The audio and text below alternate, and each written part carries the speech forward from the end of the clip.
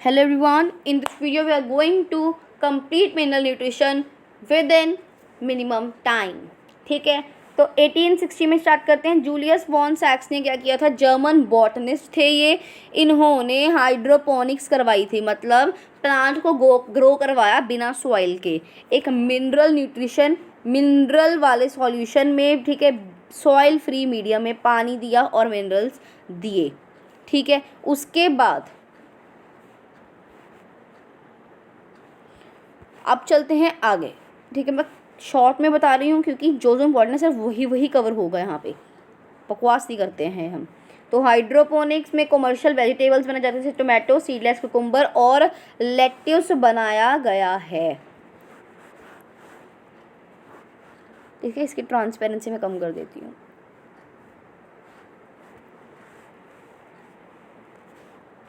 ज़्यादा ही कम होगी, अब ठीक है। और जो न्यूट्रिएंट सोल्यूशन है आपका वो कम्प्लीटली एडुकेटेडली एरेटेड हवादार होना चाहिए।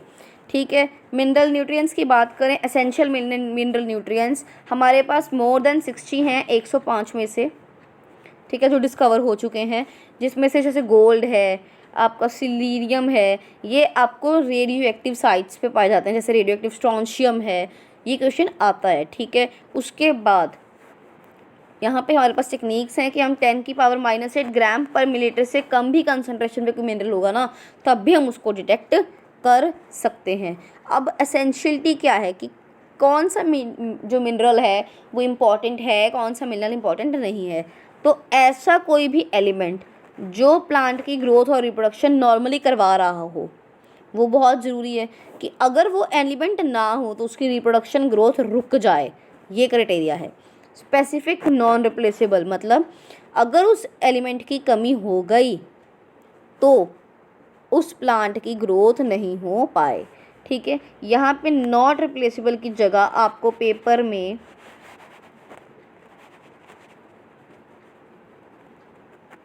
इंडिस्पेंसिबल भी लिखा हो सकता है, इंडिस्पेंसिबल फॉर द ग्रोथ। ठीक है, एलिमेंट की आपकी डायरेक्ट मेटाबॉलिज्म में रोल होना चाहिए। अब क्या क्राइटेरिया क्या है कि हमने तो ट्रांसफर, चलो हमने क्राइटेरिया कैटेगराइज कर दिया कि कौन सा एलिमेंट होगा इम्पॉर्टेंट, कौन सा नहीं होगा। अब उसमें से भी दो तरह के होते हैं, मैक्रो और माइक्रो, की कितनी उनकी क्वांटिटी है, क्वांटिटी के बेसिस पे मैक्रो और माइक्रो। मैक्रो मतलब जो ज़्यादा 10 मिलीमोल पर किलोग्राम से ज़्यादा अमाउंट में पाए जाते हैं। माइक्रो मतलब 10 मिलीमोल किलोग्राम इनवर्स से कम में पाए जाते हैं। ठीक है, ये कम है इसलिए इसको हम ट्रेस एलिमेंट्स भी बोलते हैं। सबसे पहले इसकी ट्रिक याद कर लेते हैं। इसको बंद कर देंगे, पेन लेंगे, एक सेकेंड। देखो मैक्रो की ट्रिक क्या है, नन्हे प्रसाद कल सबको मैंगो खिलाएंगे और कार्बन हाइड्रोजन ऑक्सीजन। नन्हे प्रसाद, फिर से लिख दूं,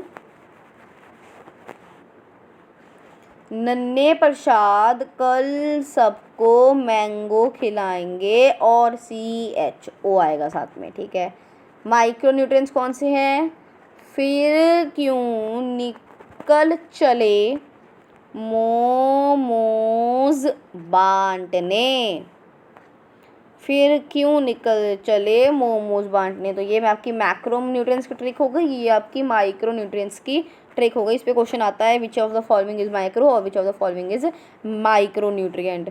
तो ये आपको मैंने कवर करवा दिया, याद करवा दिए, कार्बन हाइड्रोजन ऑक्सीजन भी साथ में। ठीक है, चलिए माइक्रो न्यूट्रिएंट्स में ये सारे हम एलिमेंट्स के नाम याद कर लिए हैं। अब ये 17 एलिमेंट के अलावा हमारे पास कुछ और भी एलिमेंट्स हैं, जैसे कि इसको हम बोलते हैं बेनिफिशियल एलिमेंट्स। ठीक है, जैसे कि सोडियम, सिलिकॉन, कोबाल्ट और सिलीनियम, ये प्लांट्स को चाहिए, हायर प्लांट्स को।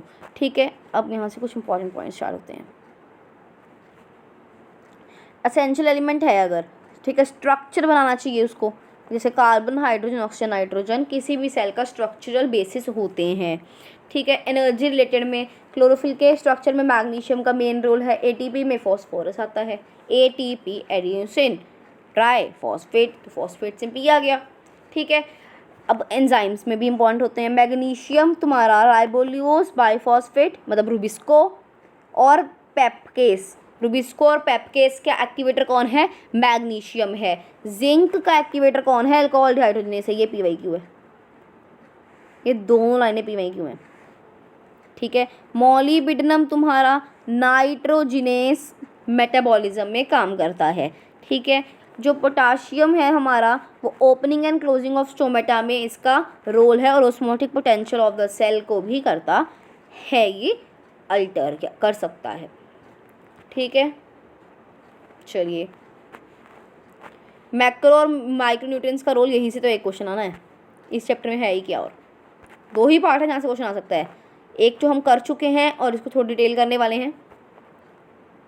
चलिए, नाइट्रोजन, नाइट्रोजन में हमें सबसे पहले तो याद करना है कि नाइट्रोजन आपका सबसे ज़्यादा अमाउंट में पाया जाने वाला मैक्रो न्यूट्रिएंट है। नाइट्रोजन सभी पार्ट्स ऑफ प्लांट्स को चाहिए, मेरिस्टेमेटिक टिश्यूज़ को भी चाहिए, मेटाबॉलिकली एक्टिव सेल्स को भी चाहिए। Protein, nucleic acid, vitamin, hormone सब कुछ बनाने में नाइट्रोजन काम आता है। ये NO3- की ज़्यादातर फॉर्म में एब्जॉर्ब होता है। फॉस्फोरस की फॉर्म सबसे इम्पॉर्टेंट क्या है? यहाँ से केमिस्ट्री क्वेश्चन बन रहा है, सुनो, केमिस्ट्री क्वेश्चन है, बता देती हूँ क्या फर्क पड़ रहा है। ये जो कंपाउंड है H2PO4-, ये बेसिक और एसिडिक दोनों हो सकता है। ये H+ ले भी सकता है, ये H+ दे भी सकता है, ठीक है, याद रखना। ये एक मॉक टेस्ट क्वेश्चन है, मैंने देखा था 2-3 दिन पहले, प्रैक्टिस किया था।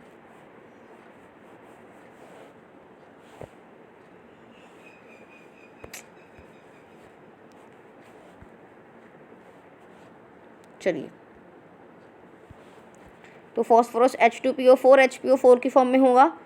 इम्पॉर्टेंट लाइन क्या है कि सेल मेम्ब्रेन में इसका रोल है सभी के सभी न्यूक्लियोटाइड फॉस्फोराइलेशन रिएक्शंस में। तो ठीक है, इम्पॉर्टेंट यही है आपका कि सभी ये कॉन्स्टेंट है सेल मेम्ब्रेन का, कुछ प्रोटीन और सभी न्यूक्लिक एसिड्स का। पोटाशियम ज़्यादा अमाउंट में चाहिए, किसको चाहिए? इंपॉर्टेंट है, meristematic tissue, bud, leave and root tip. Meristematic tissue, bud, leaf, root tip.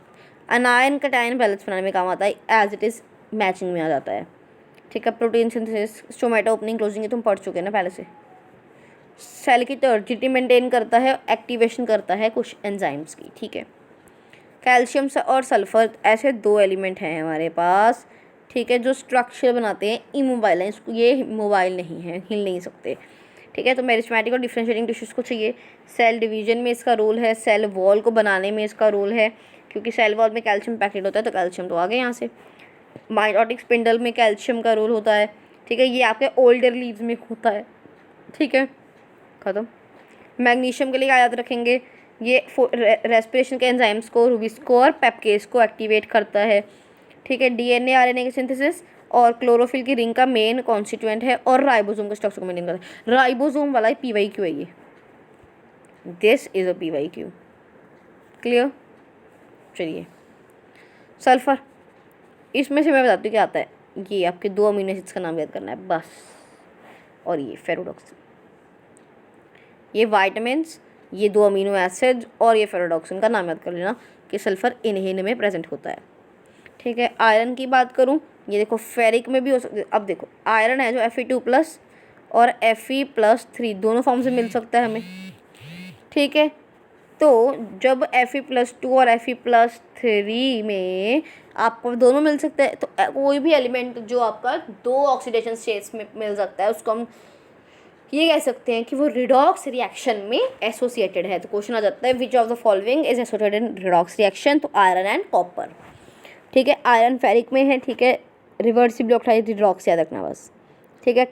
Catalyst enzyme को एक्टिवेट करता है, क्लोरोफिल बनाने में काम करता है, ख़त्म, ठीक है। ये फेरोडॉक्सिन और साइटोक्रोम है जो ये आयरन से बने हुए हैं।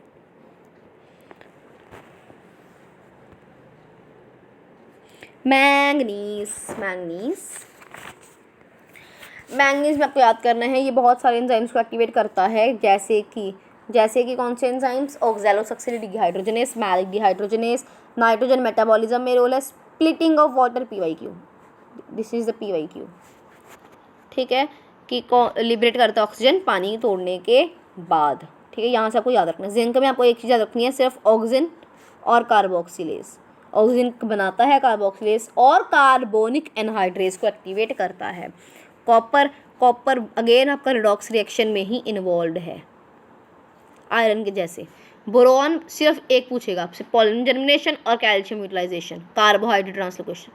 ये एक लाइन से आपको 3 वर्ड हैं, तो इससे आपको एक क्वेश्चन मिल सकता है। ठीक है, मैचिंग में आ सकता है चैप्टर, बहुत ज़्यादा इस पर डाटा है, इसलिए लर्निंग पार्ट है। मॉलिब्डेनम अगेन नाइट्रोजन मेटाबॉलिज्म में इसका रोल है, नाइट्रोजिनेज और नाइट्रेट रिडक्टेज एंजाइम को एक्टिवेट करता है। क्लोरीन अगेन वही मॉलिब्डेनम वाला मैंगनीज वाला काम है इसका, वाटर स्प्लिटिंग रिएक्शन में O2 निकालता है। अनायन कैटायन बैलेंस पोटाशियम के जैसे ये मेंटेन करके रखता है। ठीक है, अब डेफिशिएंसी सिम्टम्स की बात कर लेते हैं, एसेंशियल एलिमेंट्स की। तो एक क्रिटिकल कंसंट्रेशन होती है जिसके नीचे एक ऐसी कंसंट्रेशन एसेंशियल एलिमेंट की जिसके बाद उस प्लांट की ग्रोथ बिल्कुल रुक जाएगी। ठीक है, उसके बाद ग्रोथ होनी पॉसिबल नहीं है। ठीक है, उसके बाद कुछ हमारे पास एलिमेंट्स हैं जो एक्टिवली मोबिलाइज होते रहते हैं। ठीक है, उनको यंग पार्ट्स तक पहुंचना होता है, तो उनका जो डेफिशिएंसी सिम्टम है वो ओल्डर टिश्यूज़ में आता है। ठीक है, नाइट्रोजन है, फॉस्फोरस है, मैग्नीशियम है। ठीक है, ये जो आपके पास हमारा क्या कहते हैं, नाइट्रोजन, फॉस्फोरस, मैग्नीशियम, पोटाशियम है, ये आपके सेनेसेंट लीव्स में पहले दिखते हैं। क्यों? क्योंकि ये एक्टिवली मोबिलाइज होते हैं। पर जैसे कि कैल्शियम है, सल्फर है, ये आपके इमोबाइल एलिमेंट है, तो ये सबसे पहले इनकी कमी है जो यंग टिश्यू में होगी, क्योंकि इमोबाइल है। अब ये मैच्योर में होते हैं पर मैच्योर से उठ के यंग में जा नहीं सकते, इसलिए इनकी कमी सबसे पहले यंग में आएगी। और उनकी कमी सबसे पहले ओल्ड में क्यों आती है? क्योंकि एक्टिवली मोबाइलाइज कहाँ होते हैं? यंग वाले में। और ठीक है, एक्सपोर्ट होते हैं यंग वाले में, तो यंग वाले में ज़्यादा है, तो कमी कहाँ है? ओल्ड वाले में। ठीक है, तो ये लाइन आपकी यहाँ से इम्पॉर्टेंट हो जाती है। चलिए आगे, काफ़ी जल्दी हो रहा है चैप्टर ये वाला। ठीक है, अब आता है कि डेफिशिएंसी सिंड्रोम से होगा क्या। Necrosis, chlorosis, plant growth premature fall, buds and inhibition of the cell division. ये 5-6 बीमारी आपको रट लेनी है, ये प्लांट में जो होती हैं। ठीक है, क्लोरोसिस क्या है? क्लोरोफिल का नुकसान। क्लोरोफिल का नुकसान अब याद कैसे करेंगे इतने सारे एंजाइम एलिमेंट की, कौन सा करता है कौन सा नहीं करता है। तो यहाँ लिख लो क्लोरोसिस। ठीक है, तो क्लोरोसिस की ट्रिक है मन मौजन कांता, मन मौजन कांता फिर से मैंगो खाने लगी। मन मौजन कांता फिर से मैंगो खाने लगी चाट के। तो चाट से सी से याद रखोगे क्लोरोसिस। तो मनमोहन कांता जो फिर से मैंगो खाने लगी है, वो चाट के खा रही है। ठीक है, वो क्लोरोसिस की एग्जाम्पल आपको याद करवा रही है। ठीक है, फिर आता है निक्रोसिस।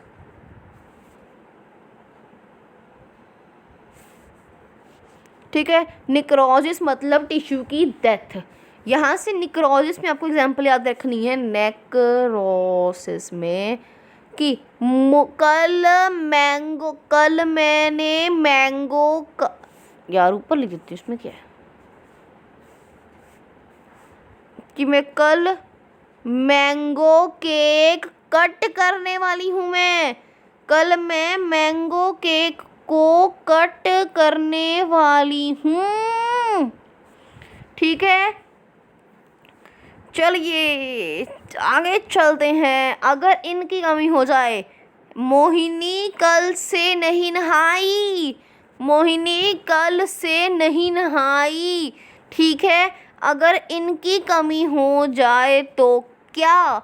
अगर इनकी कमी हो जाए तो सेल डिवीज़न नहीं हो पाती है, सेल डिवीज़न नहीं हो पाती है। और अगर मोहिनी नहा लिया, मोहिनी नहा चुकी है, ठीक है, मोहिनी ने साबुन से नहाया है, ठीक है, तो फ्लावरिंग डिले हो जाएगी। अगर इसकी कमी हो गई तो फ्लावरिंग डिले हो जाएगी। चलिए टॉक्सिसिटी पे आएंगे। इसमें आपको सिर्फ एक ही केस याद रखना है मैंगनीज़ की टॉक्सिसिटी का, कि जो मैंगनीज़ की टॉक्सिसिटी है, सबसे पहले ब्राउन स्पॉट्स आते हैं क्लोरोटिक वेन्स में, ठीक है। उस होता क्या है, मैंगनीज़ जो है कैल्शियम की ट्रांसलोकेशन रोक देता है, तो कैल्शियम का रोल ख़राब कर दिया इसने। आयरन, मैग्नीशियम और कैल्शियम, ठीक है, तीनों के साथ छेड़छाड़ करता है, क्योंकि मैंगनीज़ का जो रोल है ना, कॉम्पिटिशन होता है वो आयरन मैग्नीशियम के साथ होता है। तो ये 3 एलिमेंट्स की कमी करवा देता है। सिर्फ अगर मैंगनीज की कमी हो तो कैल्शियम, मैग्नीशियम, आयरन, 3 चीज़ों की कमी हो जाती है। डन, ठीक है। तो अब ये जो last part of this chapter है ये हम नेक्स्ट वीडियो में कवर करेंगे। Thank you and have a nice day.